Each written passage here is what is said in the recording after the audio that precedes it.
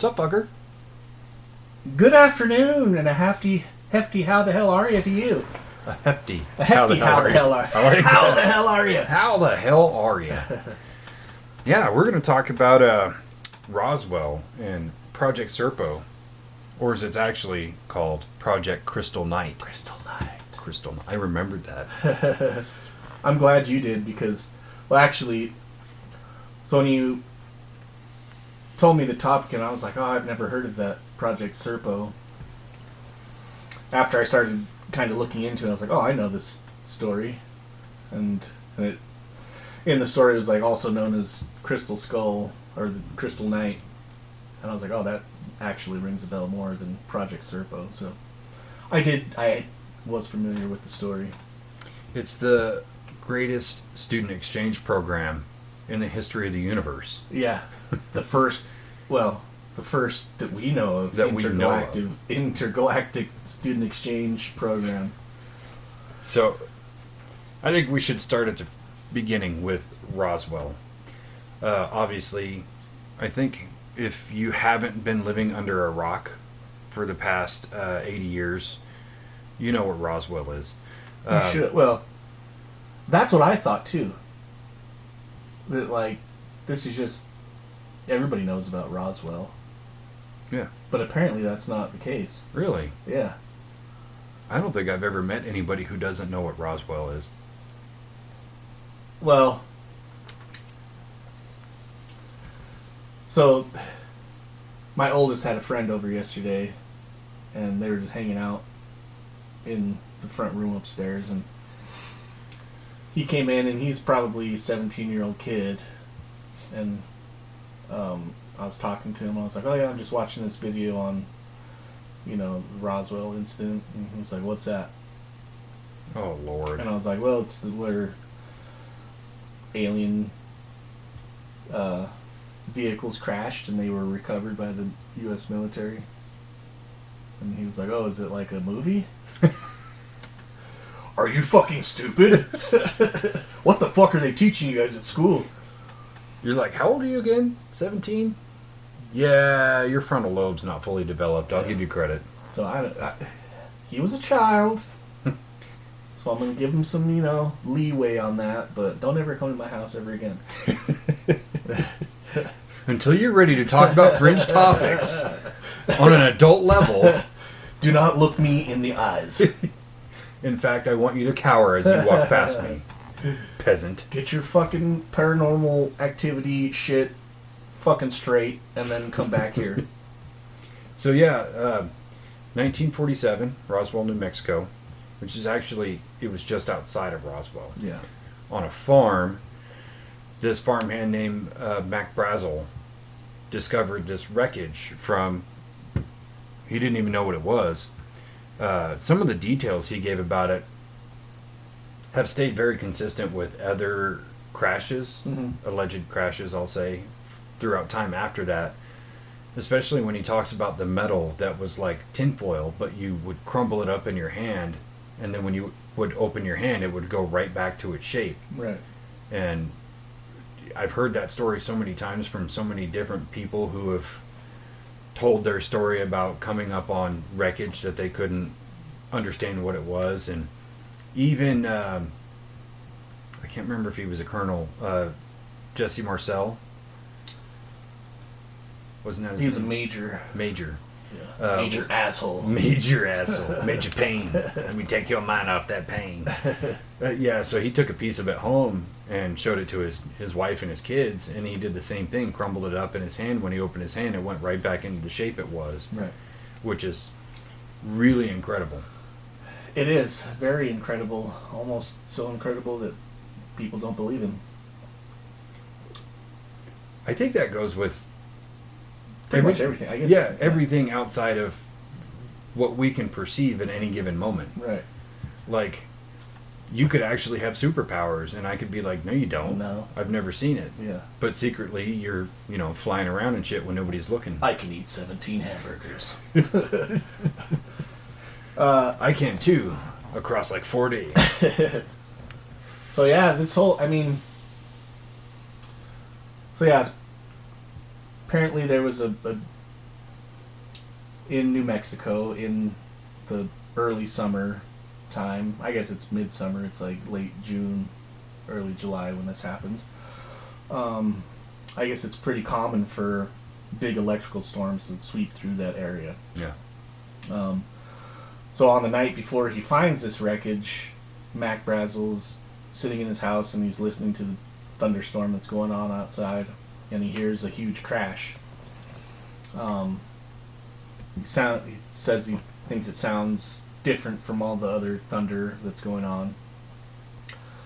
So the next day he goes outside and is going through his ranch. He's getting ready to move his cattle from one pasture to another, and he heads out to one of the pastures and finds a debris field that stretches 3/4 of a mile, and it's about 200 to 300 feet wide of just debris. So he thinks it's odd and takes some of the pieces that he finds on the ground that he thinks is some kind of wood, and he picks up the foil stuff that he says is thin like the foil you pull out of a cigarette package. So it's like just almost like gum wrapper foil. Really thin. Really thin. But yeah, like you said, you crumple it up and it springs back to its original shape. You even tried to burn a piece. Yeah. And it wouldn't even hold like a char mark. Yeah. So he takes some of this debris and goes to his neighbors, his closest neighbors, which are like 10 miles away, shows them the debris and tries to ask them if they've seen anything like it. And the neighbor guy pulls out his knife and starts to try to whittle the wood, but it won't cut. Mm-hmm. And so they pull out a match and try to burn it, and it won't burn. I saw an interview of the wife that was the neighbor, saying that looking back at it now, she would describe it as plastic, but they didn't really know what plastic looked like. Thermoplastics wasn't a thing back then. Right. So she didn't, looking back at it now, she would describe it as it looked like plastic, but they thought it was some type of wood, but they hadn't ever seen it before. And so they all talk about it. He's like, yeah, I'm going to go and contact the sheriff. So he takes it to the sheriff, and the sheriff in turn notifies the military, which is Roswell Army Air Base, which is in the area. So that's when he gets in contact with this Major Jesse Marcel Sr., and they go out to the crash site, and he collects the debris that he takes home to his wife and family. Really weird. So he takes it home, and there's accounts from his son, who's Jesse Marcel Jr., mm-hmm. who was 10 years old, 10 or 11 at the time, who recounts or recalls seeing the foil and the wood pieces, and also like an I-beam, a metal I-beam that's super light metal. And on this I-beam, he describes symbols that look like Egyptian hieroglyphs. Yeah. And so they're just kind of perplexed about this, and so they gather up as much debris as they can and take it back to the Army Air Base. So I always find the hieroglyph thing super interesting because it's a parallel line across anything that has to do with aliens or extraterrestrials. And you can watch any amount of Ancient Aliens and you will see hieroglyphs in Egypt that basically discuss aliens or gods from above the sky, and they ride in these flying chariots and things like that. But some of the other parallel accounts is, for one, crop circles. The ones that aren't man-made tend to have these hieroglyphic looks to them. Yeah. And basically in a language that we don't understand. And then going back to Skinwalker Ranch, you see the hieroglyphs there, which were created by Native Americans, the Utes and the Navajo. And they all kind of tell the same story. But the one that really gets me with the hieroglyphs is, do Do you remember the story about the thing that landed in Kecksburg, Pennsylvania in 1965? Is that the swamp gas incident? No, that's a different one. Oh. No, so that one kind of ties back to the Nazi Die Glocke, the bell. Oh, yeah. And so this giant acorn-shaped thing landed in the woods outside of Kecksburg, and a bunch of people from town went and took a look at it before the army got there to confiscate it.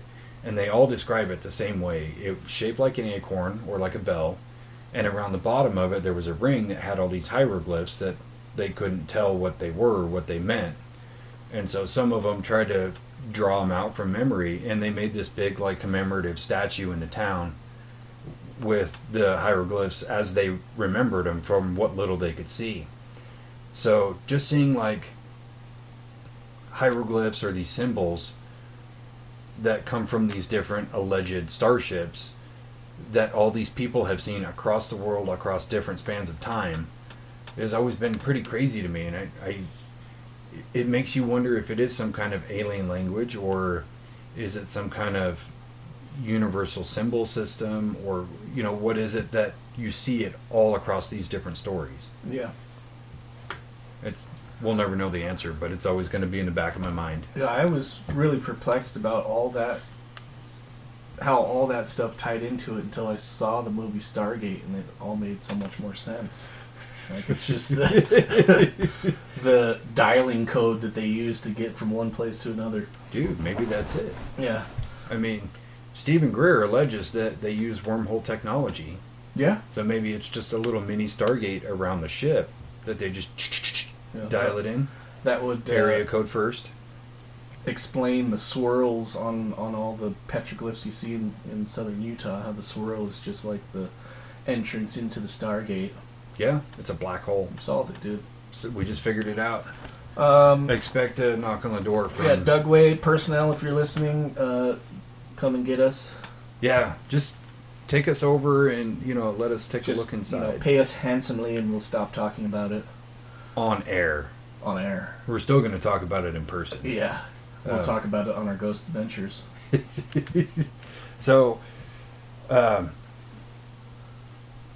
post calling the army base there, trucks arrived to collect all the debris and take it to Wright-Patterson Airfield, which we talked about in another episode. But Wright-Patterson was kind of the epicenter for all crash retrievals, and it still is. They literally have a protocol for it. Yeah, that's where the OSS, it's like the Air Force Investigation... OSI. OSI, yeah.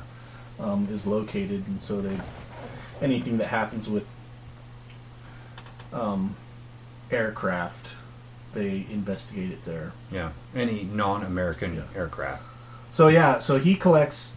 So Jesse Marcel Sr., JMS, we're going to call him, Jams, takes the stuff back to the his base, which was the Roswell Army Airfield. And that same day, his general that was stationed there, who was... Colonel William Blanchard was the colonel there, acting colonel, releases a statement to the press saying that they have recovered a UFO, a flying saucer. Yeah. And so this goes out to the news, becomes a huge national story that they've recovered, the U.S. military has recovered a flying saucer, alien aircraft. So... in the meantime, they're gathering up all the debris, and they go and grab Mac, who's the guy that discovered this debris field, and they take him to the base, and they hold him there, and they're kind of investigating him and asking him questions and shit. They held him unlawfully for like 22 days or 23 days. Yeah.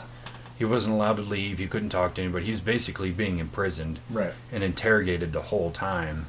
And it's noteworthy to say that Mac Brazel never spoke about it ever again. And anytime anybody pressed him about it, he's like, I will never talk about it ever. Don't ask me. Yeah. He also said, if I ever find anything again, I'm not going to report it. Yeah. Which just tells you how fucked up the government is/was. Yeah. That they wanted to keep this secret so bad. Like, there's no telling what they did to him, but obviously they scared him to the point where he wasn't even willing to speak about it, not even to his closest friends, not even to his own son. Yeah. You can only imagine what he had to go through. Yeah. Probably butt stuff. Probably butt stuff. I would imagine butt stuff. At the very least. I mean, I'm imagining butt stuff right now. I was too, but strangely it wasn't in like the typical form of like an alien probe or your doctor that wouldn't massage your prostate for you. Yeah. Oh, Memories. So they put out this statement, and the whole kind of country tunes into it. You know, it's a national story that we've just found an alien craft, and it's out there in the public. And so from there, it's going to be shipped from Roswell, or in New Mexico, to Ohio, to Wright-Patterson. And but they stop in Texas. Yeah. To make a stop in Texas at an air base there in Texas. So they fly all the debris there to Texas, and from Texas comes out another report saying that that first report was false, and that it was just a weather balloon that people misidentified as a spaceship. And that's where you get that famous picture of Jesse Marcel, Jams, holding basically this piece of tinfoil, because as the press was going to come in and take pictures of him holding up this debris, some guys in, army fatigues come in, take all that stuff away, and bring in all this other shit that wasn't related to it at all. Mm-hmm. And that was one of his, dying regrets, was that they did that, and he had to go along with it. Right. And yeah, that picture is so iconic to Roswell, even though it wasn't even taken in Roswell. Mm-hmm. But the way they shanghaied him on that deal. Oh yeah, they brought him all the way there to Texas to take the picture, so that they could show that he's a dumbass in the picture. Yeah. That he mistook balsa wood and a few scraps of aluminum foil as a UFO, and he's an intelligence officer. Yeah. They basically just try to patsy him for the whole snafu of Blanchard saying, yeah, we found a UFO, but they were really trying to pin it on Marcel. Yeah. With that picture. Right. And yeah, he probably felt like a piece of shit after that. Yeah, I would, for sure. Oh yeah. You just nationally were called a dumbass. Yeah. His job, all the way up until that point, he was an intelligence officer. He worked at the Roswell, basically the White Sands site, which was the Air Force's only nuclear bomb brigade in the Air Force. So they were accustomed to seeing highly advanced air machines. Yeah. All the time, and he was routinely, that was his job, was to investigate crashes, and so he would go around and look at downed crafts and downed projectiles that they had shot from the White Sands area to, look at the debris fields, and so he wasn't a dumb guy. No, not at all. And that's why it's so shitty if he's just yet another person who's been damaged by the government trying to keep this secret. Right. And just one of many. But yeah, the thing that I always found the most intriguing about the Roswell thing is how much is still being put out there to dismantle the UFO part of the story. Right. And even the Freedom of Information Act and declassified documents still come out and say it was a Russian spy balloon or whatever the fuck it is. And it's dude, Nobody's buying it. So, yeah. So, this story comes out saying it was a weather balloon. And for the most part, people buy it. Yeah. Like, oh, okay, yeah, that makes sense. This guy's just dumb and whatever. So, a few decades go by, and some scientists start looking into. So one of the companies, it's like Lockheed, but it's fucking, what's it called? McDonnell Douglas. McDonnell Douglas hired this Dr. Robert Wood, who's a aerospace engineer. So they hire him in 1968 to kind of investigate to see if UFOs are real. And so he gathers up a team of scientists that work with him there at McDonnell Douglas. And one of the guys is Stan Friedman, Mm-hmm. who's a nuclear physicist, also like an amateur ufologist. He becomes part of the team, and they start investigating. And over 2 years, they find out, and their findings are that, yeah, UFOs are real, and it's worth investigating. Dr. Wood feels like putting this information out might damage his career, so he just stops there and says, yeah, it's worth investigating, but he doesn't want to go in front of Congress and say that all this stuff is real, so he just kind of ends it there with his UFO investigations on a big scale. Yeah. Stan Friedman, on the other hand, thinks that it's super important and just goes off on his own and just becomes like the UFO scientist guy. Mm-hmm. That's what his main job is.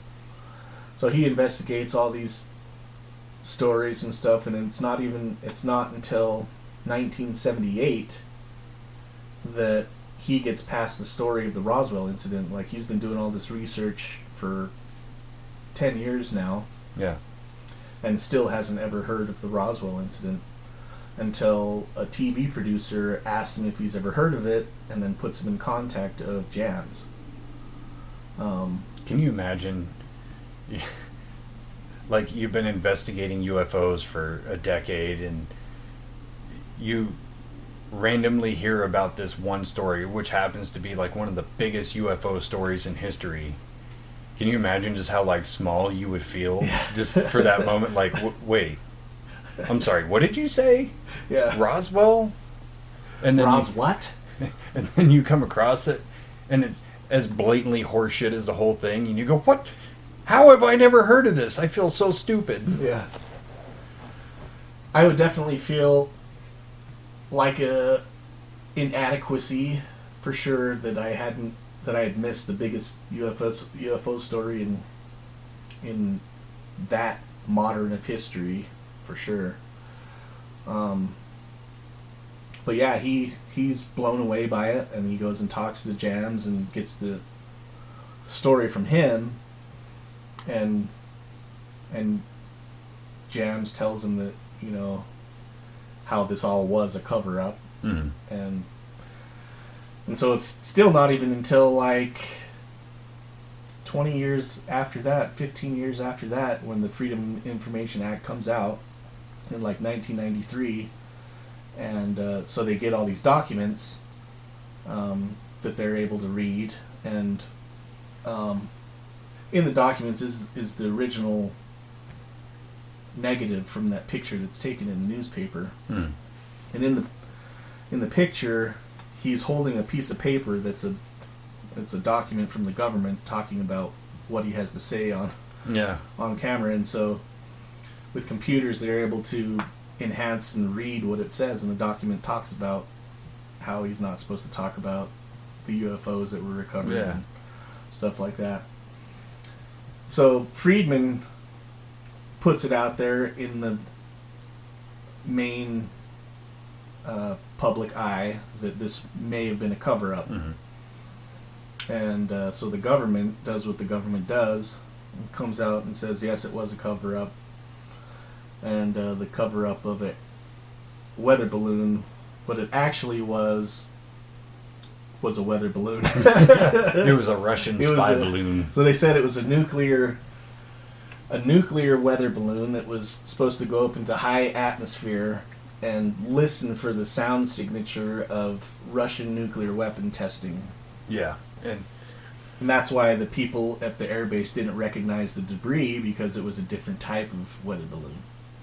Sure, but yeah, I always love it when you hear the government's like cover-up story, because it's always more far-fetched than it being a fucking alien. Yeah.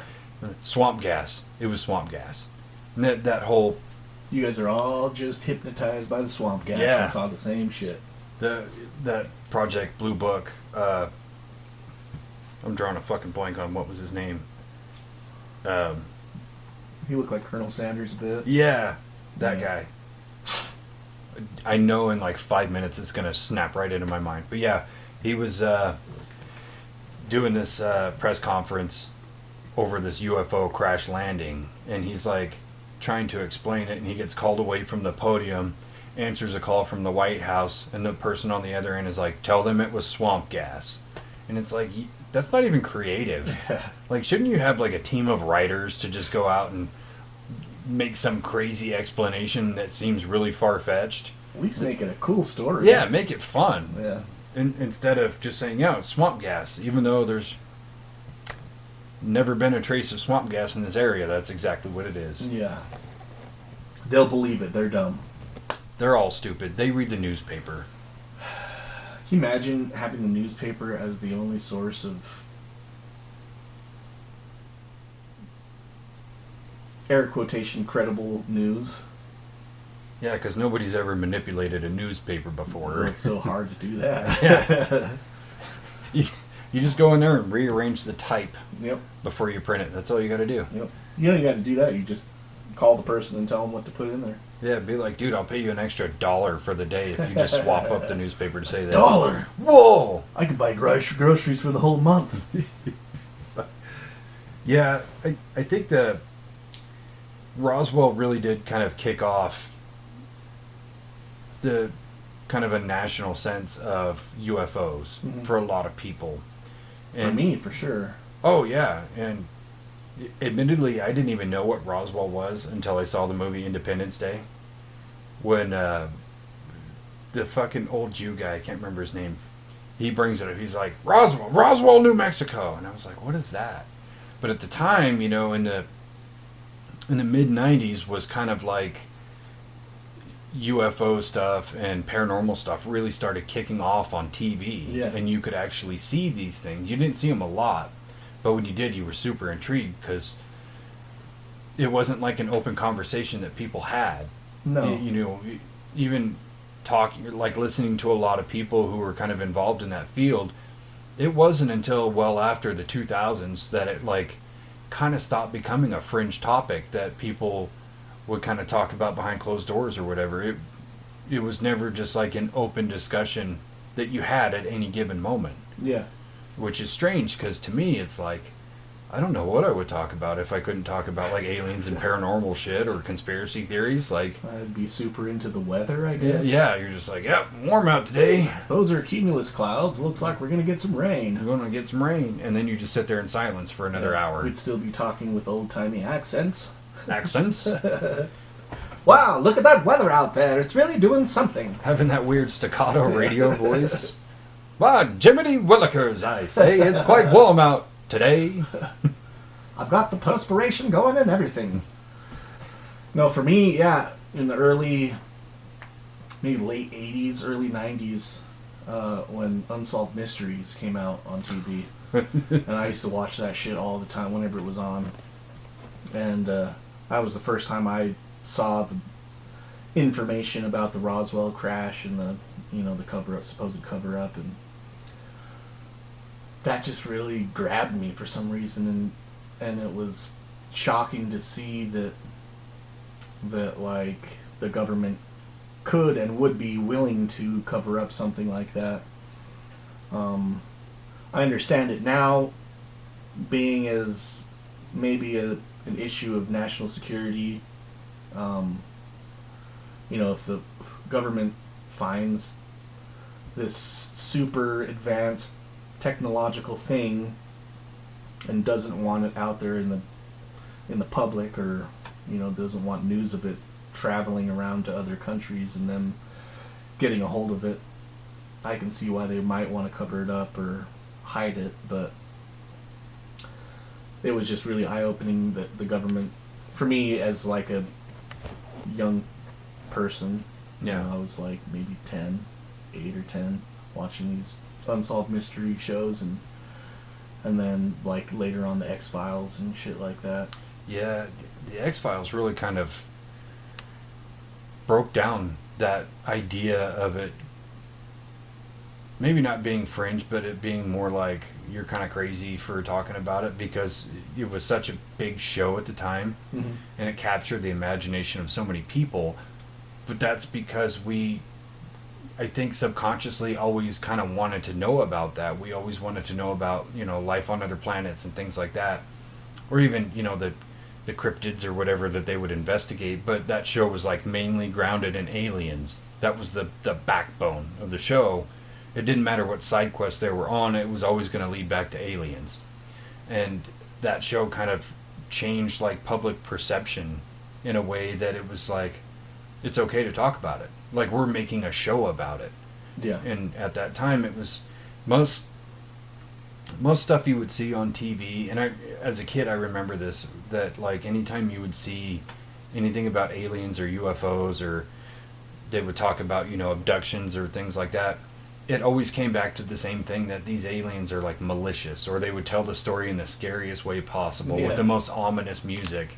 Versus now we talk about it and we kind of go, yeah, the people who have been, hurt by, these alien abductions or whatever, it seems to always be on accident. Yeah. Instead of them going like, oh yeah, we're going to abduct these people and we're going to stuff shit up their butts, and then we're going to beat on them and we're going to throw them out of the fucking air, like all this crazy shit that they try to sell you back then. Now we look at it and go, that's just so dumb. Yeah, if they wanted to harm these people, they would have just zapped them where they stood. Yeah. But you have to look back at like all the ancient recounts of interactions with beings from outside of the earth. They described them or depicted them as gods. And they're always like benevolent. And wanting to teach and giving the people of Earth information and new technologies and a better understanding of the way that the universe works, or so it's looking back at historical accounts of these beings coming down, and it doesn't look like they're have ill will towards humans, but more of like a guiding hand in where we're going or supposed to go, or giving direction on somewhere that we could eventually get to if we don't blow ourselves up first. Or telling us to stop doing stupid shit. Yeah. Which, we're humans, we do that a lot. I think that's in our nature to do stupid shit, either on purpose or on accident. Well, which one do you want? I don't care. Yeah, I think at the time, trying to make them scary was it was either trying to just sensationalize it to the point where you would keep watching, or it was like another hand that gets played into it of make them scary so people won't want to know about it. Yeah. But now I'm kind of sad to say that the whole like UFOs and aliens and things like that, it's kind of its own empire now, because you have things like Phenomicon, or you'll have all these different shows that get made, Ancient Aliens or Hangar 18 or things like that. You have all these very prolific characters like Stephen Greer or Lou Elizondo, and they're making all this money by doing all these speeches or appearing on all these shows and what have you, to where it's kind of become a money-making empire. There's not a lot of money in it, but there's enough money to justify keep doing it. Yeah. Anyway, going back to Roswell, I think the one thing that people tend to overlook is that there were bodies recovered, and one of them was alive. So yeah, so there wasn't. Air There quotes was allegedly. actually two different crash sites that at the same time. So there was the one debris field that Mac found, Mm-hmm. and then another crash site that was found by. Let's see, I got his name written down here because I knew I wouldn't remember it. I just have to find it. It doesn't really matter what his name is, but this guy finds this crash. The same time he gets up to the crash site, there's a class of archaeology students that have a dig site that's just nearby, and they notice something going on, and so they head down and walk out to this crash site that's out in the desert. And this guy and this class get there at the crash site at the same time, and notice that there are bodies laying on the ground. And so they're looking at these beings that are laid out, and one of them seems to be alive still. And they're just like, what the fuck? And they see the craft. It's an actual flying saucer that has crashed. Mm-hmm. They don't know what it is. As they're standing there looking at it for about 10-15 minutes, the military rolls up and tells them they can't be there. You what didn't they've- see anything. You haven't seen anything, and escorts them off the site.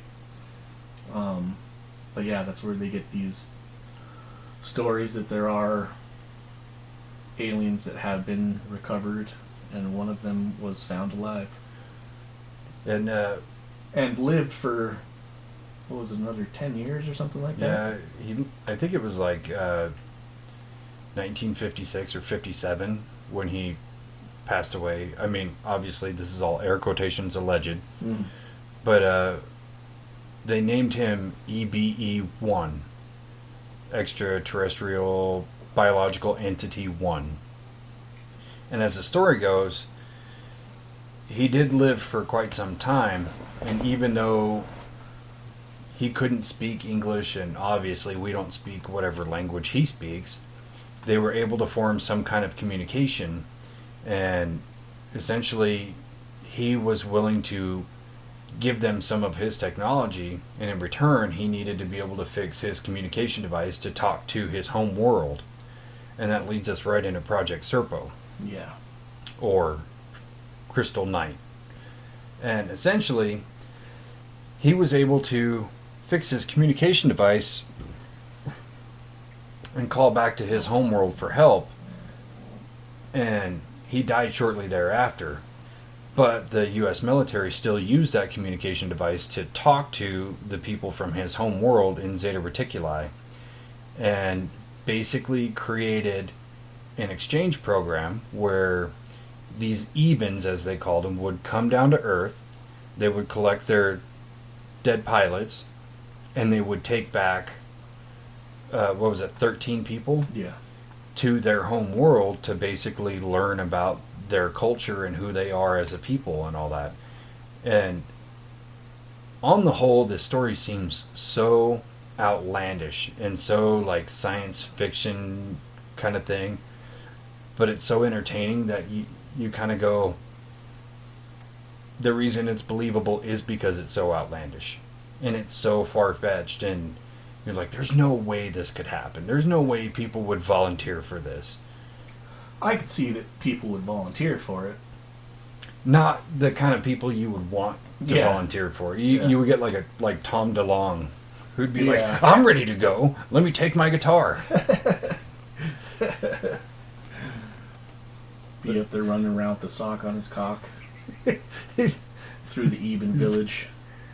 So for reference point, Tom DeLonge is the lead singer and guitarist of the band Blink-182, and he is so enamored with aliens and UFOs and stuff that he created a project to the stars that involves all these big figureheads from this community of like truth seekers for UFOs and aliens and things like that.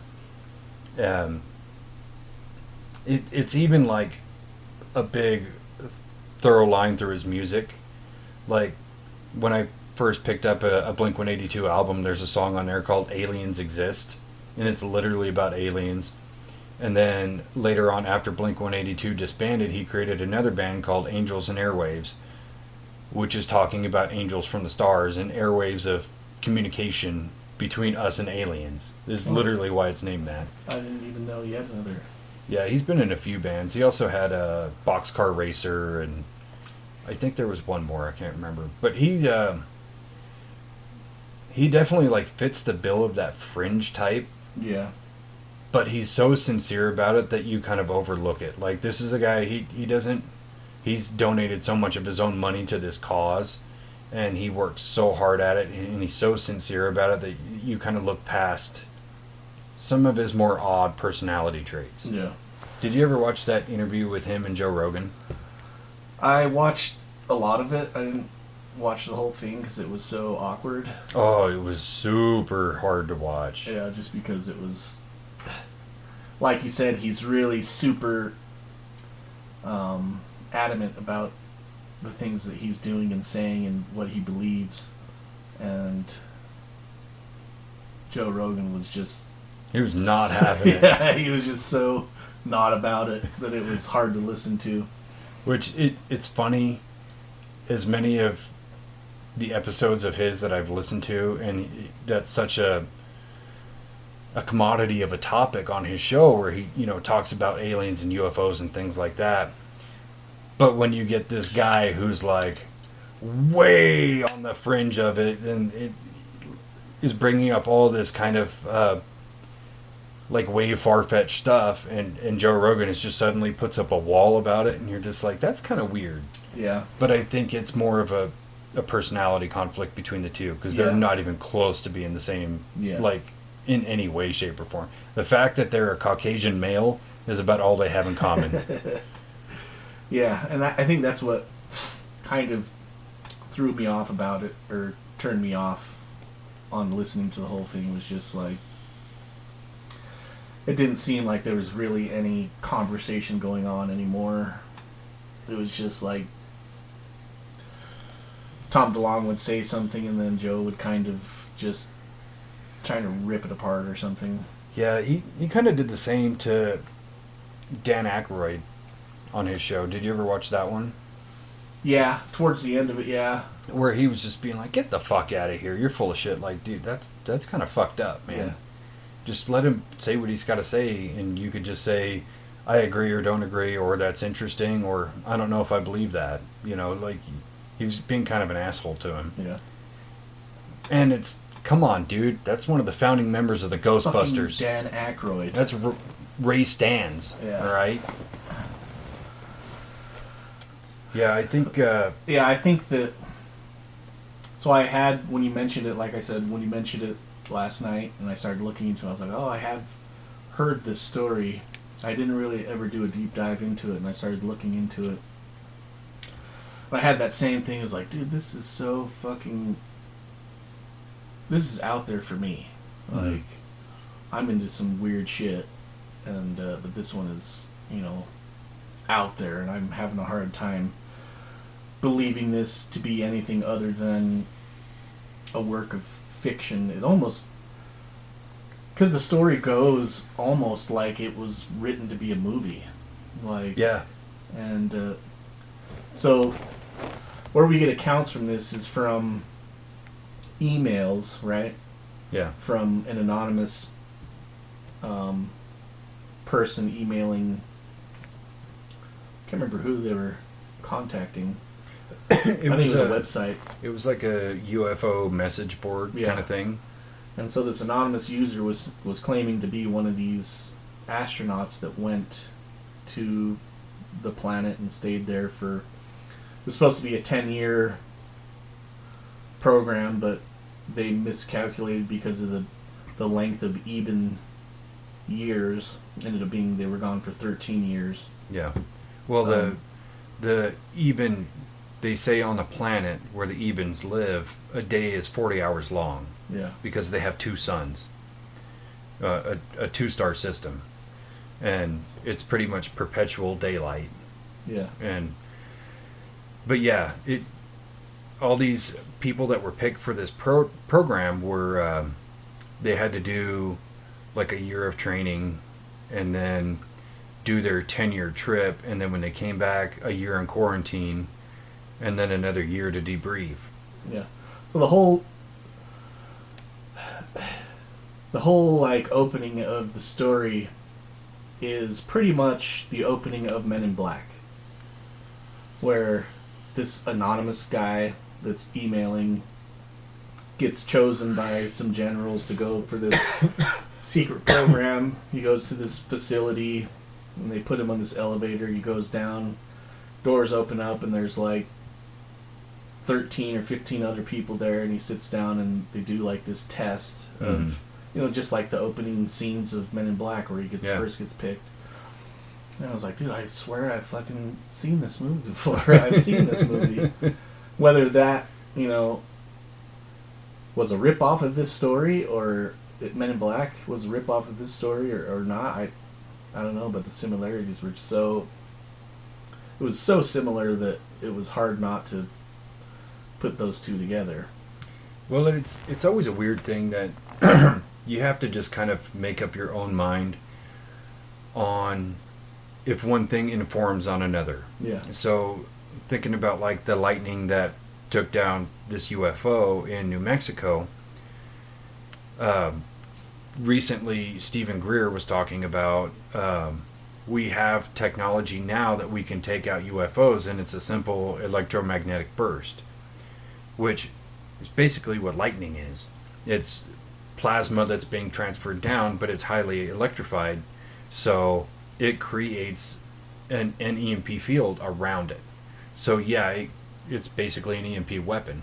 So is that informed on the whole taking down the UFO, or did we know that later and we just apply that to the UFO from Roswell? It's which one is the original, you know? It's really chicken and egg. Right. But yeah, anyway. So yeah, I really like the story. So yeah, let's tell the rest of the story first, I guess. So this anonymous person eventually makes it onto this team that's chosen to go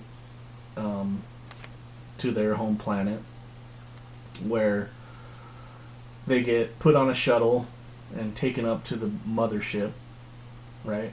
Yeah. So they had to undergo this extensive training program.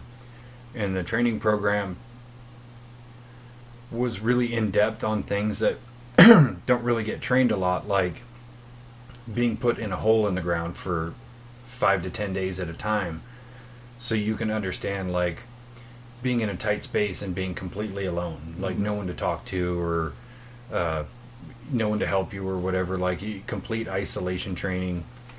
Some of the other zero gravity stuff that they went through, because if you get in like a 747 and you basically do like up and down wavelengths in the air, you'll get weightless training, which is how they film space movies. Right. Going through all of this very in-depth training for like a full year before the ship even comes to pick them up. And then they were allowed to take all this gear. It was like 40 tons of gear, and they had like jeeps and motorcycles and weapons and food and all these other supplies that they also say that when they were put in the ship, that the aliens were just like, oh yeah, we got it, and they used anti-gravity to load all the shit into the ship. Yeah. And I was like, oh, that's actually kind of cool. You have to think about the logistics of, like, if they're taking jeeps and motorcycles, where are they going to get their fuel from? I was literally thinking that when I was driving here. I was like, well, you're not going to use them as sparingly as you can because fuel's limited. Yeah. Even if for 10 years, you're going to bring fuel for 10 years on you. I mean... But how fucking cool would it be to be the first human to ride a motorcycle on an alien planet? Sign me up. Would be dope. I guess maybe if the Ebens could, like, retrofit one of their drives onto your motorcycle, and you can just go light speed on your fucking motorcycle. Dude. And you could, like, create a whole persona. The Ebens wouldn't know any better. You'd be like, yeah, in my world they call me Ghost Rider. Yeah. So part of their protocol too, when they finally get into the ship, was that they didn't actually use their names. So they got assigned a number. So each person was a number, and then there was some of them that gave themselves nicknames and referred to themselves as nicknames, and one of them was Flash Gordon. Yeah, was his nickname. Flash. Ah! So he had the Ebens calling him Flash Gordon, which is pretty fucking hilarious for an alien story, but right, like I would have been like, yeah, you can call me Captain Jean-Luc Picard. They're like, oh, what a cool name. Captain Luc Picard. So they finally get done. They get done with their training. They get up in the shuttle, get to the mothership, and the trip is going to take 10 months to get from our, just outside of our orbit, Earth's orbit, to their planet in Zeta Reticuli. And so they start going, and along the journey, one day or whatever, they get up. One of their fellow human passengers is not there, so he doesn't show up, and so they go looking for him, and then the Ebens tell him that he's dead. Yeah.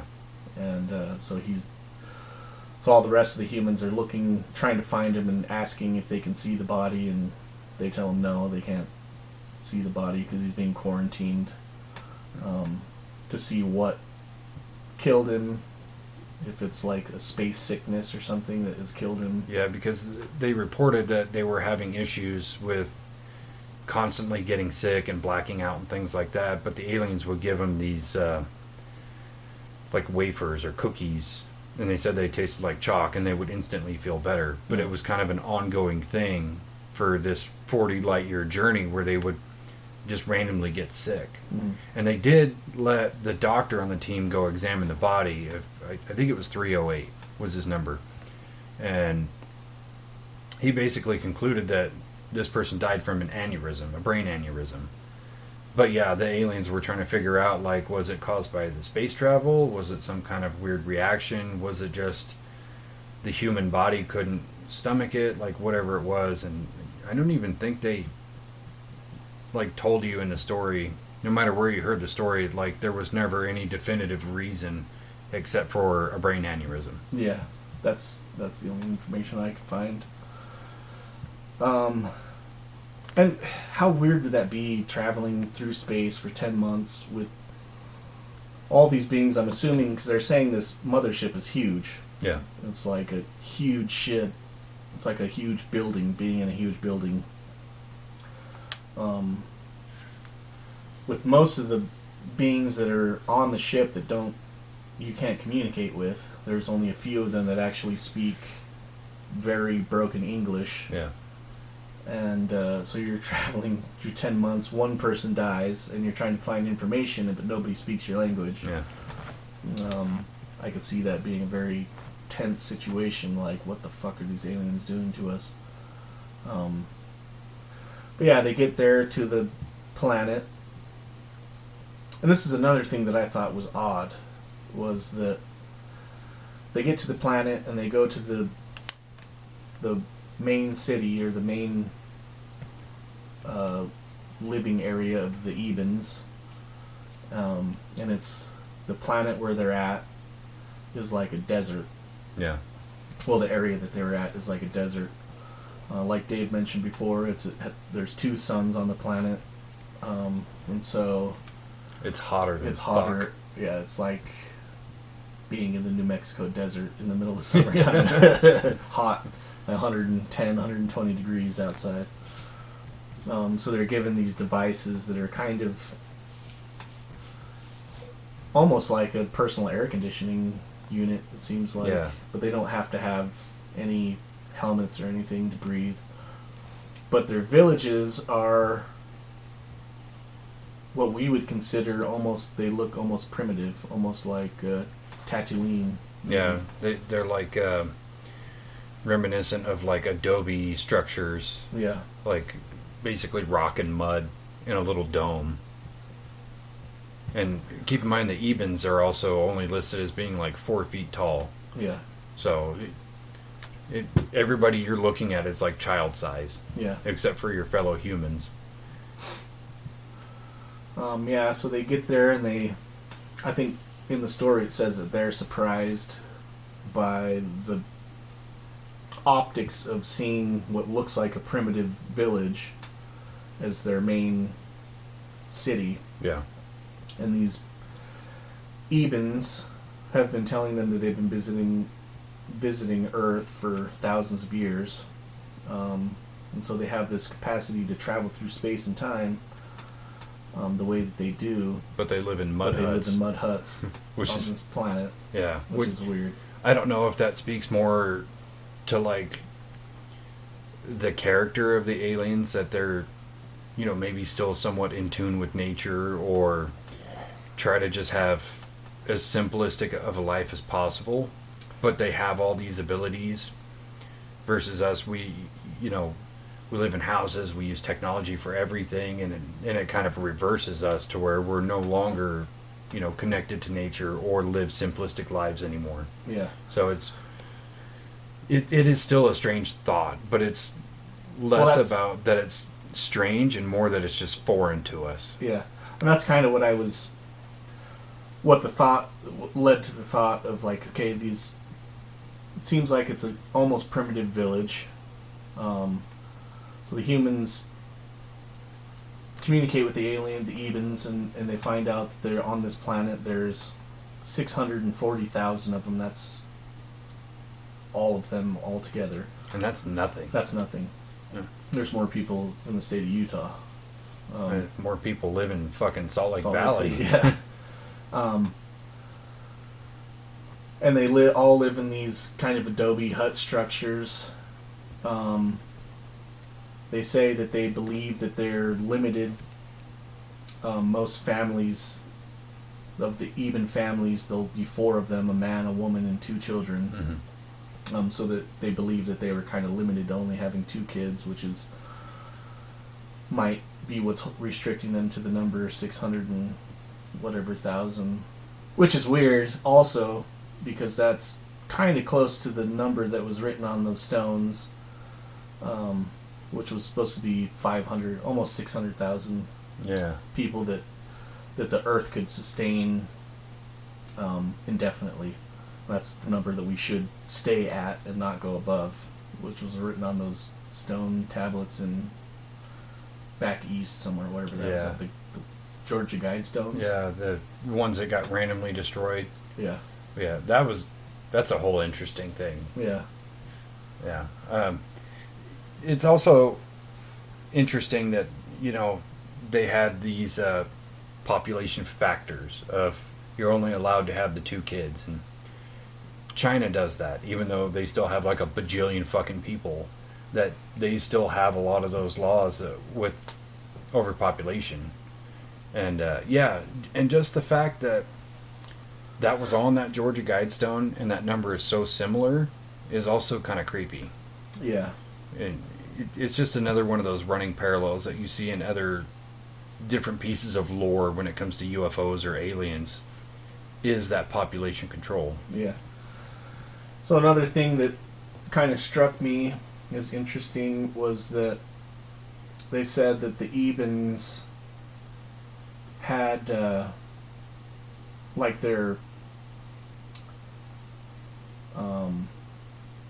base, or most of the Ebens had an IQ level of 185, which is brilliant according to humans.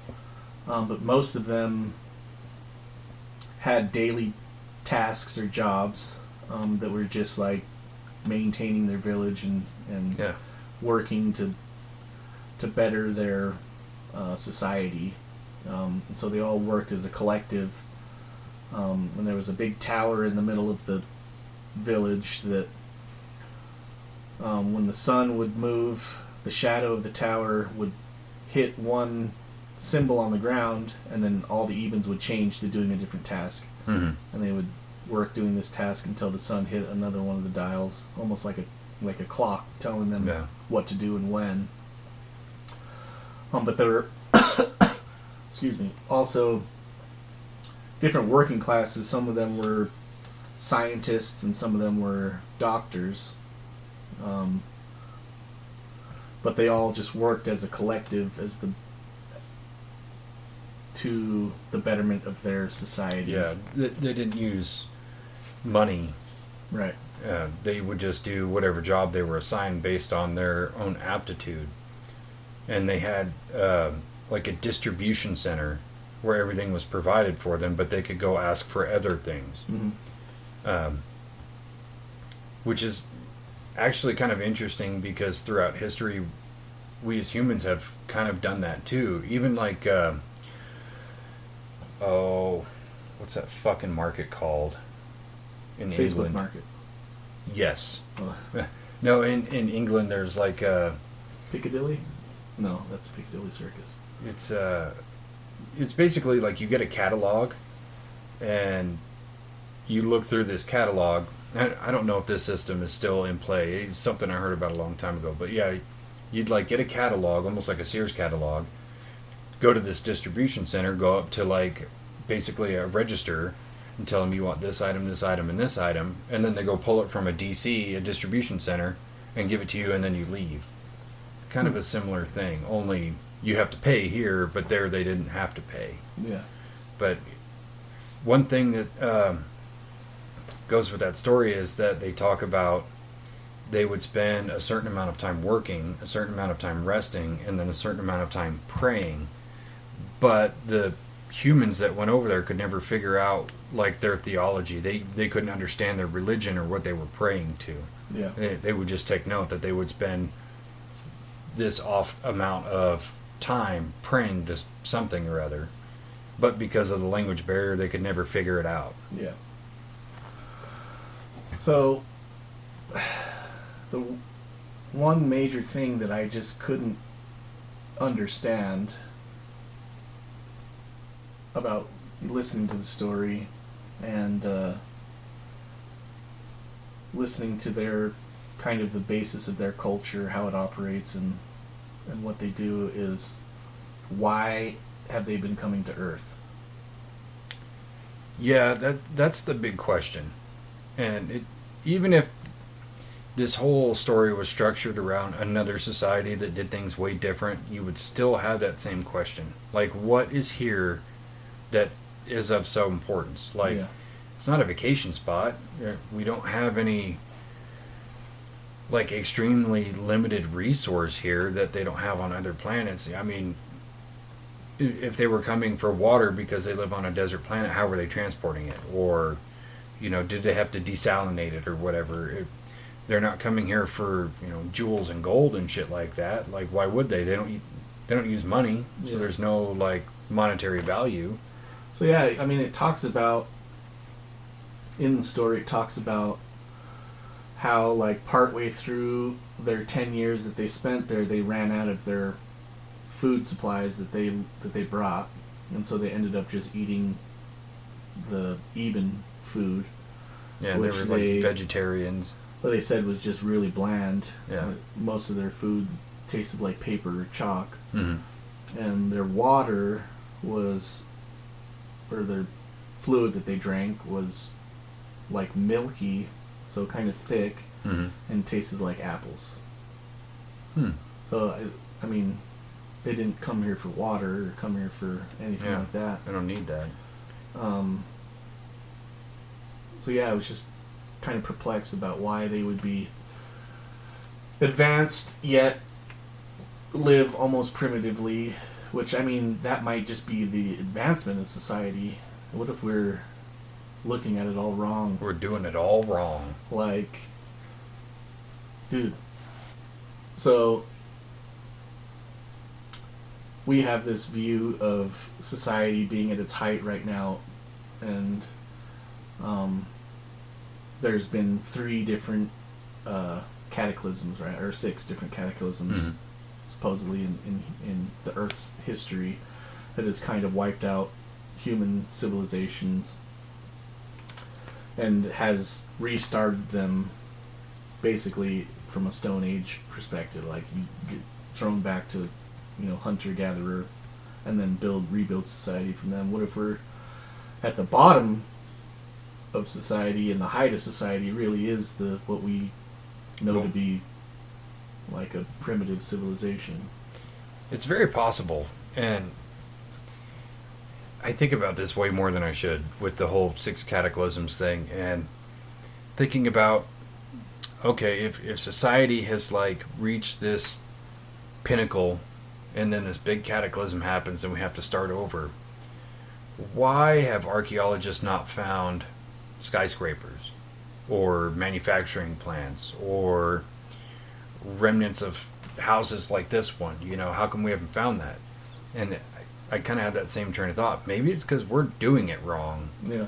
And all these other cultures figured out, well, it's better to kind of stay primitive and live in this mud hut, or to only build structures based on culturalism or like a deity or something like that. You think about a place like Göbekli Temple, that's still being uncovered.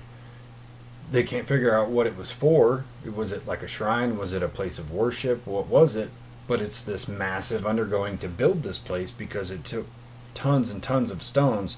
And even though it's been like 10 years, they think they only have like 10% uncovered. Yeah. And it's going to take another 20 or 30 years to excavate the whole thing. But especially in the time frame that it was supposedly built, which was...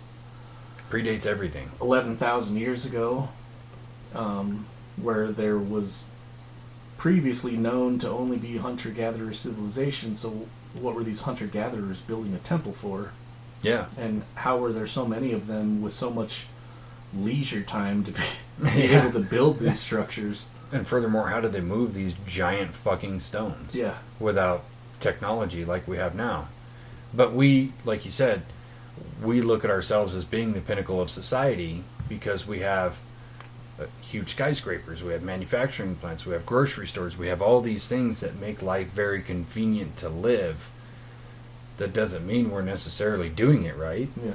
I mean, you think if you brought one of those primitive hunter-gatherers that have the same brain capacity as we do, right? They're still the same anatomically correct human beings as we are. Mm. You brought one of them back, forward in time to our culture, and they'd be able to adapt, I think, pretty easily. But if it was the other way around, you took one of us back to Stone Age, and we got to hunt and gather, and we wouldn't make it. Like, most of us would not make it. No. And even the ones that do make it are just going to be who's fucking more miserable. Advanced? Like, who's more advanced? Yeah, really? Exactly. I don't know about you, but I can't go take a shit without my phone. No. So I couldn't imagine having to go I've done it before, but it was fucking hard. It was miserable. Yeah. You're reading the back of the spray bottle. It was nice, though. My legs didn't fall asleep. Yeah. I wasn't sitting there for like 15 minutes. You just had to shit and get. Yeah. You're like, I hope this poop goes quickly. Yeah, I did like the part in the story where when they actually had to start eating the Eben food, and they didn't like it, and they wanted that meat for the protein, and they started hunting these animals that they had, and the Ebens were okay, but they would be kind of disgusted by watching them eat this meat. And it's like, yeah, I do the same thing. Yeah. I'm sorry. If I'm on another planet and I had to eat chalk food all the time, I'd be like, yeah, I'm going to kill that animal over there, or I'm going to kill one of you. Yeah, I'd be eating meat. Fucking Eben flesh. Eben flesh. One of the other things that I found hilarious about this story, and depending on where your source is, one of the people who went there and came back and was doing their like disposition on everything they saw, they talked about Ebens like to fuck. And it's like the most mind-boggling thing that these little tiny aliens like to get down, and you're like, of course they would. Why wouldn't they? Yeah, they have kids. Yeah. I just don't know how they're, it's like using birth control. Land of the Lost, where he sees the fucking slee stack having sex. Oh, yeah. I think he's about to get it on. They's about to fuck. Clapping them lizard cheeks. Yeah, I kind of wonder if any of them banged into those aliens. Well, as the story goes, 2 of them ended up staying on the planet. So it's, I gotta think that's like one of the deciding factors. Yeah. So yeah, they do their tenure there. So part of the story too is that 308, the member that died on the journey there, they get there, and so they're like, okay, yeah, well, we want to be able at least to bury our human companion, compadre, whatever. So they're asking the Ebens to give them the body so that they can give them burial. They're like, oh, well, you can't have it because there's nothing really left for the body. And so they say, well, what do you mean there's nothing left? There should, the body should be still intact. And so they take him to this facility where they've basically been they've taken all the blood out, all the organs, all the, DNA matter they can pull out of the body. And there's basically nothing left of the body, really. And they've been doing testing and creating new creatures out of the DNA from 308. Yeah, some of the descriptions in the story are kind of grotesque. And it's like one of them that I read about years ago was talking about how they basically like sewed the arms and legs of the human onto an even body. So he's just like this big, gangly, hideous-looking thing. And then one of them was like, they were basically growing an Eben from the human organs, but the organs were still exposed, and just all this fucked up shit. You're like, incinerate it, all of it. Yeah. But in their society, it was like the highest honor to donate your body to science. Yeah. And that's why they were trying to do this, like, splicing. Maybe that's what they're coming to Earth for. Just to collect human DNA. I mean, that's what a lot of accounts are, that people are getting abducted. Could be. I mean,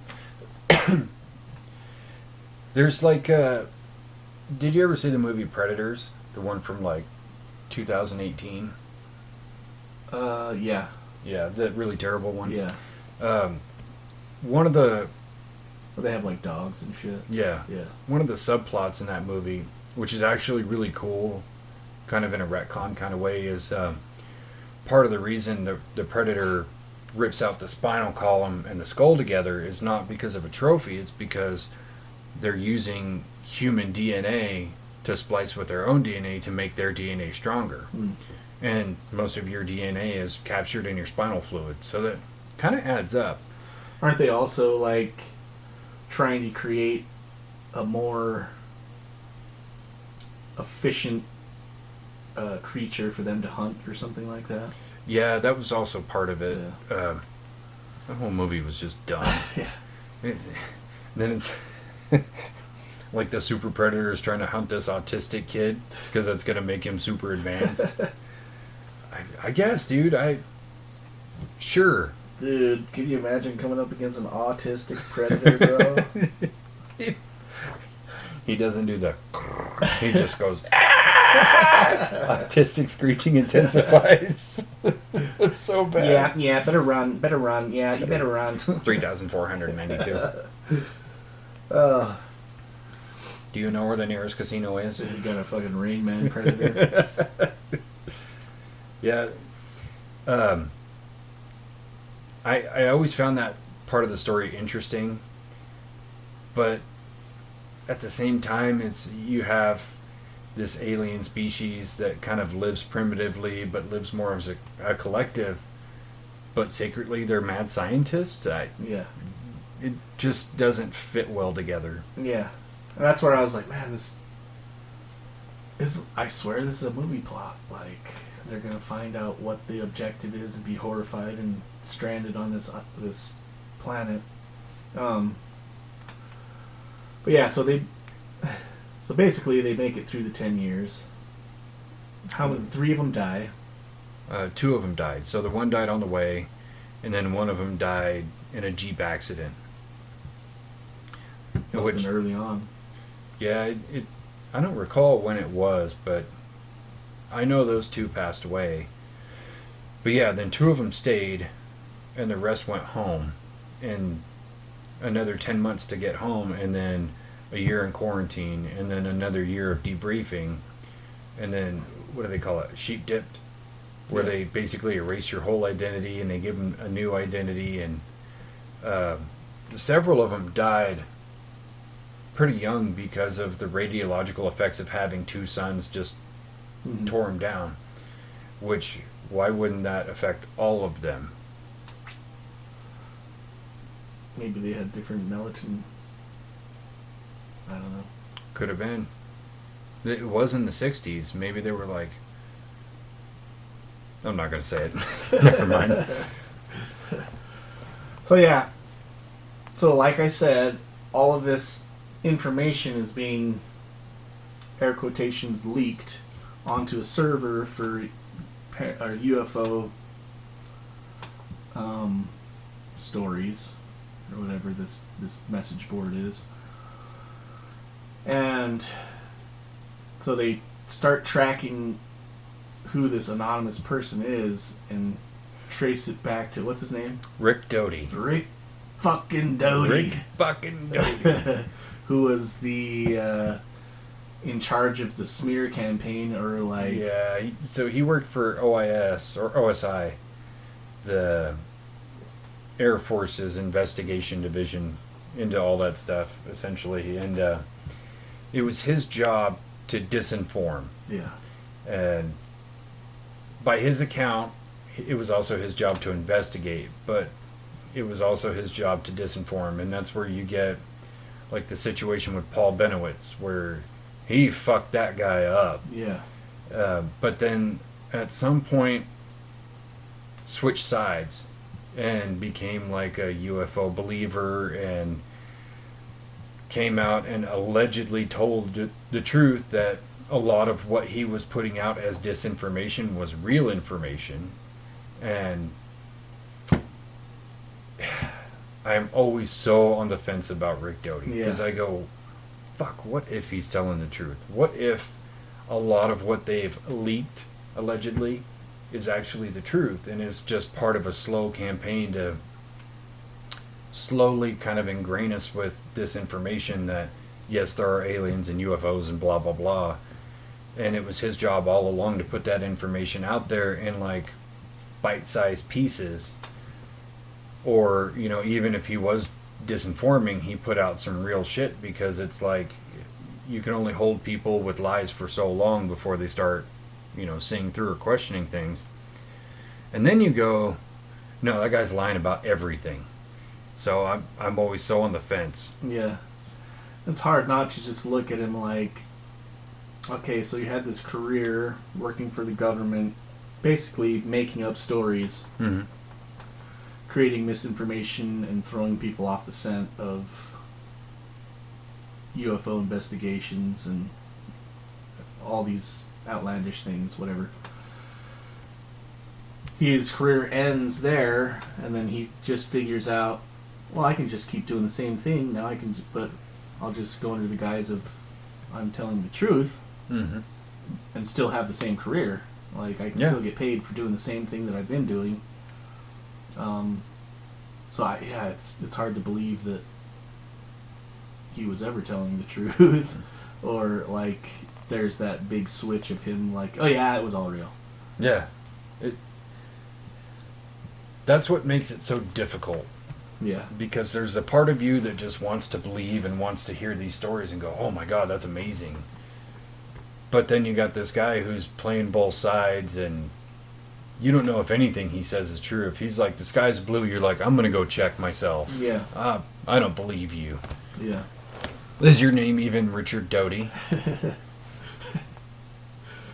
So, which brings us back to like, okay, well, there's a second crash in Roswell, and they collected these bodies, and there's people out here saying that, you know, they covered up the the first one with the weather balloon. How are you going to cover up the second one when they found these bodies? All this shit is bullshit, and the government's going to explain everything. Well, the government's explanation for the bodies was that they had been doing testing. I think it was Operation High Jump, where they were testing and dropping crash test dummies. Oh no, High Jump was Antarctica. Oh yeah, but it's something else with high. I can't think of it off the top of my head. Anyways, they are dropping these crash test dummies from airplanes, or I don't know what they were using to drop these dummies from different altitudes all across the desert, testing areas, and seeing what was survivable for a human being if they had a parachute malfunction. So they're allegedly saying they dropped like thousands of these crash test dummies from various heights. Didn't always recover them because they couldn't find them. But that's what these supposed bodies were that these people saw and found. Sure, bud. The problem with that is that program didn't start officially in the government's log books until 1953, and these things were actually found in 1947 in Roswell. Yeah. So, and they said, well, people just have a problem with remembering correctly, and that's basically the government's stance on which alien is bodies. Their most realistic cover-up answer, because memory is the most valuable thing. Like, you can misremember something. It's just fact. But within that regard, no. Yeah, if I saw an alien body, 4 or 5 of them on the ground next to an alien craft, and the military shows up and tells me to get the fuck out of there, I don't remember when that was. You're going to be able to recall every detail of everything. Yeah. You're going to be like, I remembered that blade of grass, that tree. Mm-hmm. Yeah. No, it's... The cover-up game is so weak. And that's, again, with the Rick Doty thing of disinformation. Because you've seen where the government will come up with bullshit excuses. Like absolute stupidest shit possible you can think of to use as a cover-up. But then you have this guy who's disinforming all the way up and down the line. But his stories are much more fantastical, or they're much more like, oh yeah, I could see that, Yeah. So why aren't they using somebody like him for their cover-up lines? It just doesn't make sense. Yeah. And Well, that's what, I mean, when I heard that come back to Rick Doty, I was just like, fuck, man. This is such a good story, and there's so much detail in the recounts of what happened, and it's a really fantastical story.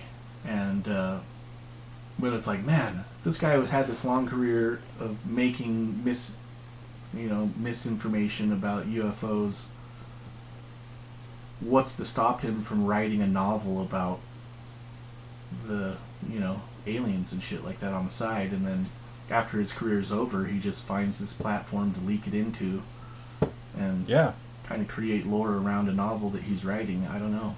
Well, I've watched and listened to a bunch of interviews with him and some of the stories he tells, because he was also an investigator. Yeah. He wasn't just out there to disinform. He would actually go investigate on these cases, and some of the stories he tells are like very interesting, and usually you've never heard about it. I mean, he's got other stories about Roswell and things like that, and a lot of them I'm guessing he's honest on. He's like, I don't know firsthand about this, but this is what a colleague told me, or blah blah blah.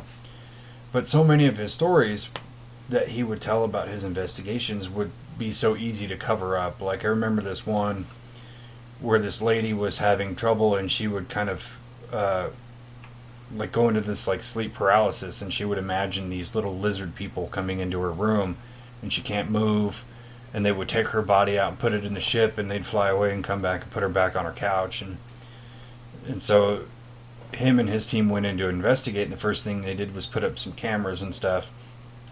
And he's like, sure enough, these 3 aliens come in, the little tiny lizard people, and would stand over her body, and you could see her try to fight out of it, but she can't move. They would pick up her body, put it in a ship, leave, come back, and put her back. And it's like, okay, you could be totally lying, but there's literally no way for me to prove it, and I've never even heard of this story before. Yeah, right. But the thing with the story about Project Serpo is it was allegedly created by this woman who was a science fiction writer, but she worked for the CIA. And it's widely believed that she made up this story to give to Rick Doty to slowly leak or disinform. But other people have seen the actual documents from Project Serpo and say it was nothing like what this story is. It's something completely different, what have you. But it wasn't actually called Project Serpo. It was called Crystal Knight. So it's like, yes, you've seen something from Project Serpo, but it's not the same thing. Yeah. So you kind of have to discredit that. But the fact that you have a science fiction writer working for the CIA is pretty interesting. And that kind of makes it to where, like, that could go either way. Mm-hmm. Like, did this really happen? And then they gave the story to this lady to spruce it up a little bit. You know, throw in that ominous, we're testing on your buddy's body thing. Or to try to muddle some of the details so it's kind of like unbelievable. Like, yeah, super advanced society, but they live in mud huts. You know, and then she gives it to Rick Doty to put out there. But maybe originally it was a real story. And she was just trying to fuck it up to put it out there. And then people would be like, that's stupid. None of that makes sense. Yeah. Or was it just completely fabricated by this lady? And like the CIA was like, oh, this is good. Give it to that Doty guy and he'll tell everybody about it and all the stupid people will buy it, you know? Mm-hmm. So we're never going to know the answer, but it's fun to speculate. Yeah, it is fun to speculate. Like in most of these things that we talk about, I believe that there's probably something that really happened. So the basis of it is true, and I think that's the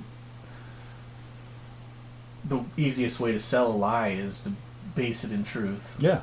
And then just embellish the details of what actually happened, and you know, you can exaggerate things here and there, and then give a bunch of details from your imagination to make it seem more believable. But you know, most of these things that we talk about, I do believe, are based on something that really happened.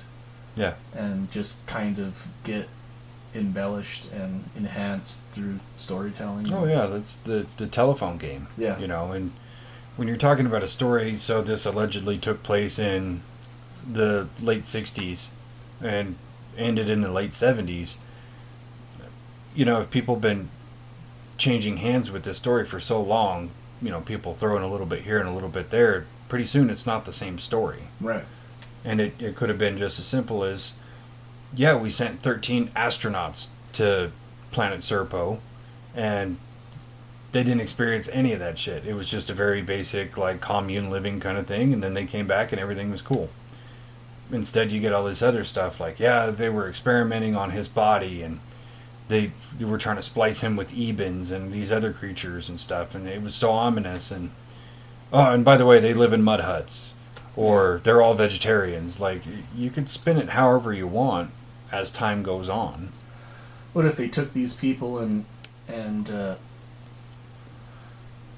kind of put them into like some underground bunker that is a facility to make look like outer space, and they lived there and they didn't even know it for 10 years? Yeah. That's actually a really cool thought. Yeah, and they were just doing an experiment on these people to see if they can make them believe that they're on another planet, or see how they would survive putting, you know, humans into this alien environment. Yeah. That's been created but totally foreign to them, and see how they would survive if they go crazy, or if they, you know, adapt. Yeah, like a thought experiment kind of thing. And like Truman Show style. Yeah. Only somehow Jim Carrey is wackier than aliens. Yeah. That guy's bananas. So, I think the big underlying question is, do you believe that an alien spacecraft crash landed at Roswell? I do. Do you believe the story about Project Serpo? Not how it's told. I believe it was probably a project that they did. What was actually done, I don't know, but the way that it's told, I can't. It's way too much of a movie for me. Yeah, there's definitely a lot that would need to be dispelled. Yeah. Because there's a lot of confliction in that story. So it's I'm on the exact same page. Did aliens crash land? Fuck yeah, they did. Project Serpo could have happened, but I think the biggest thing for me is like there is no solid proof that it was real. There's not really a cover-up that was done, like a real hardcore cover-up in the whole thing, and all the information is coming secondhand. Yeah. From a source that can't be 100% trusted, or verified or Yeah. anything. So it's just a secondhand story that's a crazy fucking story that can't be verified by any of the people that were involved. So it's like, Yeah. and like Roswell, all the people that were involved pretty much have come forward and said that it was a cover up. Yeah. Including a lot of the military people, most of the military people.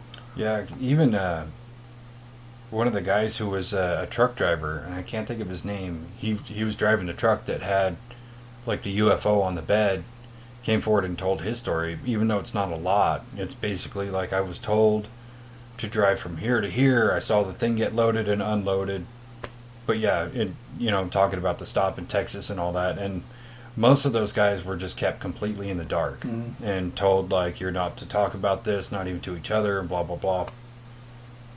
Which I always have the hardest time with, because I think even if I was in the military and I was part of one of those operations, and they're like, you can't talk to anybody, not even each other, it'd be like, yes, sir.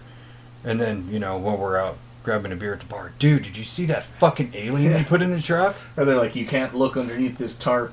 You got to transport this. Yeah, I'd stop to take a piss and like. Have you ever seen that video of? It was kind of viral for a minute, of like this semi, and it looked like it had a flying saucer on the back. Yeah. And you watch it and you go, there's no way. They would have covered it up better. That's so dumb. And then the other part of you goes, what if they did it on purpose? Yeah. Because they know you're not going to believe it. Yeah. You're going to go, why wouldn't they put a bigger tarp on it? Or why wouldn't they transport it in a closed bed or something? Maybe they're just getting so bold about everything that they're like, fuck it, put it out there. We can always just say it can't be real. Plain sight. Yeah. Yeah. But yeah, it's crazy to think about. And I think Roswell was just like the big spark for that culture to come about, because there's been so many other things that have happened across the planet since Roswell that are much bigger than Roswell itself. I mean, even in I think it was like 1958, you had the Battle for Los Angeles, where that was a big thing. Like, people are literally on their front porch or on their back porch watching this thing happen. Right. Like, watching these artillery shells and these machine guns get fired at this object that's you can't really see, but then it gets downed, and the military's like, yeah, we're sending divers down to retrieve it. It was an enemy plane or whatever. They're a blatant lie. But in this major metropolitan area of Los Angeles, right off the coast, you're firing all this military weaponry at this unknown object, and you're just going to tell us, yeah, it's just one plane? Get fucked. Yeah. Yeah, I don't know. Yeah. I think the biggest, Roswell was, to me, it seems like the story is a lot more about the cover-up and the obvious cover-up. Yeah. And just the the realization of the population should be that the government is willing and does cover these things up. For sure. For the benefit of them, and you can see it as benefiting the safety of, the people here in America, or citizens, but as citizens of the planet, we all should have a right to know that there are fucking aliens flying around. Yeah, or living among us, or trapped in some secret military base. I mean, at the very least... Wearing human skins. Yeah. Or robot suits, because they're little tiny ones, like in Men in Black. Yeah. Yeah, I think it is a crime against humanity to keep that information quiet. Yeah. I mean, especially when you take into account things like, what if the aliens that you have locked up in this one particular base carry some kind of biological pathogen that if they get out, humans are just going to start dying just by being in their proximity? Or... if that alien was to get out and get a message to their people, it's going to be like planet versus planet war, because they're going to be mad about you taking, their prints or whatever. I do think it really is against humanity as a whole to not share that information, especially while we're so grounded in religion and in this idea of God or deities and things like that. That it would actually answer a lot of fundamental questions. Are we alone in the universe? Is there a higher power? Is there an ideal that we can strive towards, like these aliens that are an extremely advanced civilization that, live very primitively? Maybe that's what we should be aspiring to be. But instead, we live in consumerism, and the way we do things we think is the best, maybe they have it the best, and we don't know, Yeah. So it makes you wonder if, there are aliens out there and they're aware of us, and why would they be so secretive of letting themselves be known? Because they could obviously very easily not let the government cover up these things, right? Oh. They just appear flying over New York City, and there's going to be 10 million people having video of it. So they could very easily disperse the notion that they don't exist. Yeah. Why is it that they don't reveal themselves? Well, and that's where I kind of come into the whole treaty with leaders of the planet, and some people have come out and said, oh yeah, aliens have been meeting with the President of the United States for decades. Obviously not this one, he wouldn't remember. But they probably meet with him every day just to remember. Your name is Joe, remember? Your name is Joe. He's like, yeah, the kids touched my leg hair. Did you see his most recent blunder? No. I can't remember what it was, but he's reading something off of a teleprompter, and I can't remember exactly what he says. It's he finishes saying his sentence and he goes, pause. People are going to vote for that guy, too. Yeah. Fucking vote for Ron Burgundy. He'll read anything off the teleprompter, too. Go fuck yourself, San Diego. Yeah, it's, even, there was one guy, he was part of the Israeli government, came out and said, oh yeah, our leader has definitely had meetings with extraterrestrials. I was part of them, and there was another country that did it too. And it's also believed that they, had treaties with the government of Russia and things like that.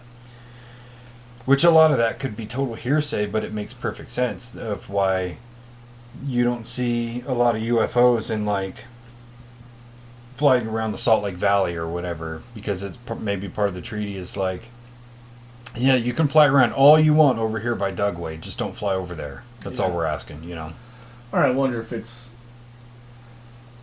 the alien civilizations look at our planet and see these guys can't even fucking get along with each other, man. Yeah. If they know that we're here, they're going to try to fucking bomb us too. Yeah, they could see us flying over a metropolitan area, and everybody's going to start shooting at my ship, and then the bullets are going to hit other people who don't deserve to get hurt and whatever. And I would like to think humanity is better than that, but we're not. No. No. They'll try to see what they have on their planet and then try to fight them for it. Yeah. Or try to fuck them, or, you know, it just makes... So have you looked at the crash in Brazil? Have you seen anything about that? Like Varginha? Varginha? Yeah. So I recently watched the documentary on that. First Contact? Or? Yeah. I think that's what it's called. The story is completely believable. The documentary is kind of hard to watch because it's strictly only people telling their stories. There's no pictures, there's no real like evidence to support pretty much any of it. But when these people tell their stories, you believe them because you can tell they're being sincere about what they're saying. So yeah, the two aliens that were running through the town of Varginha and like the three girls who saw it in their backyard and all that, I 100% believe it's true. Yeah. Well, I just bring that up because because they talk about the one guy that like drove, so it was like two cops. They're out there looking for, they don't know what they're looking for really, and they see this alien creature like hiding on the side of the road. One of the cops jumps out and grabs him and pulls him into the car, and they take him to the military base where they're at. Shortly after that, like 2 weeks later, that guy, the cop that grabbed him, dies of some mystery illness, they don't know what, and they quarantine his body, and they don't like they talk to the doctor that like examined him after he died, and he said, yeah, we don't know what it was that killed him. So maybe it is something that just coming in contact with them is just harmful to our biology. Yeah. It's reasonable to believe that things from another planet might have a pathogen or some kind of change in their biome that would be harmful to us in some way, shape, or form. And even in that story, all the people who were in the hospital where they took the one alien said it stunk like super bad, and for weeks they could smell it. And most things that you smell, even that are disgusting to smell, the smell will pass in a day or two at the most. I've never smelled anything that stuck with me for like a week or 2 weeks. Owl shit, maybe. Well, that one definitely stuck with me for the next few hours. Yeah.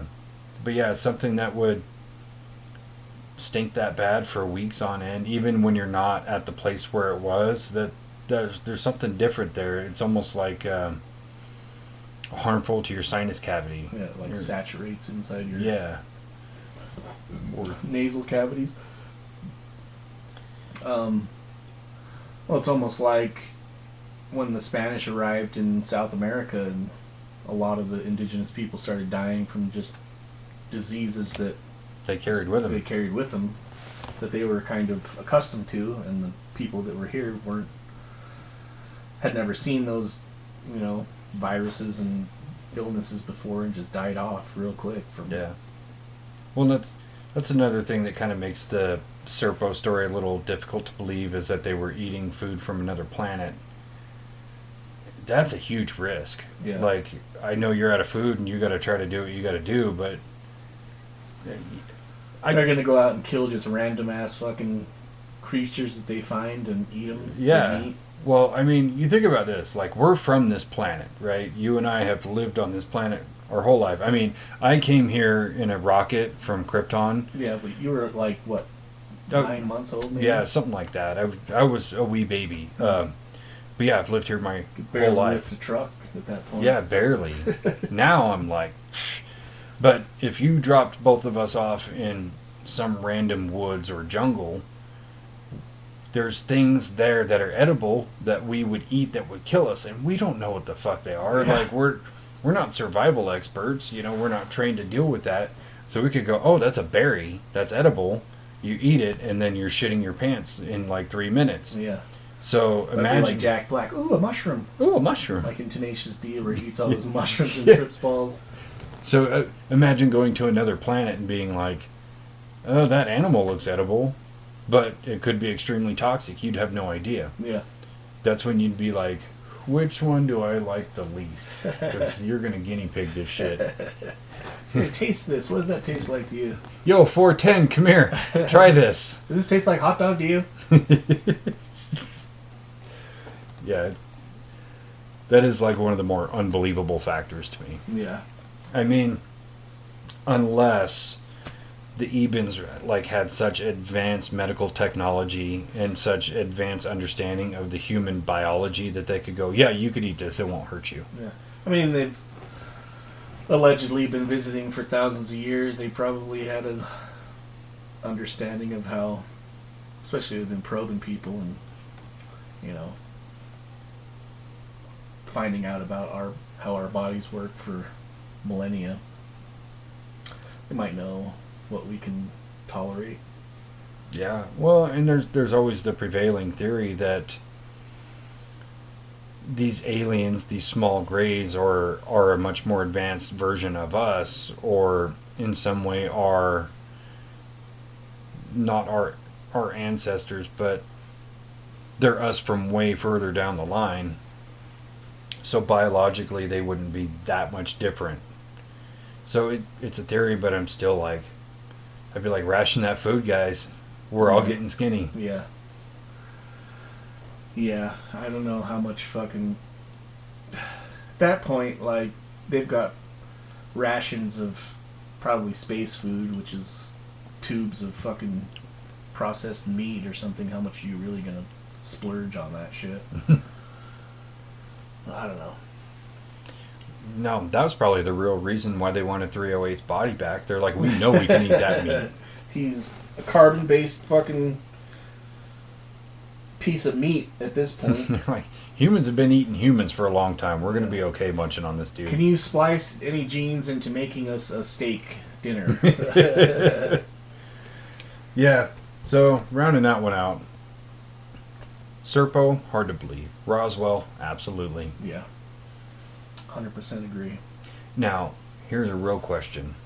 If you could know the truth about those things, but you could never talk about it, would you accept that deal? The speculation is like part of the fun. Exactly. I would say yes. Because I would just be listen to other people talk and be like, oh, that's interesting. Idiot. Maybe you two might one day be advanced enough to know the truth, like I am. You could be like, if you had the brain power and the maturity of myself, you could know the truth about these things, but I don't think your little mind can handle it. So get fucked. I don't know. I think that would lead to a lot of problems. Yeah. Because if I knew that you knew the truth about it, I would be beating up on you all the time. Dude, just fucking tell me. This is bullshit. Makes you think I don't already know the truth. Do you? You didn't say you couldn't. I said the speculation is the funnest part. Yeah, but it wasn't part of the bargain that you couldn't just tell me that you knew. You just can't talk about it. True. So do you know? Do you know? No. Yeah, me neither. All right. Thanks, Boo. Okay, bye. Love you. Bye-bye.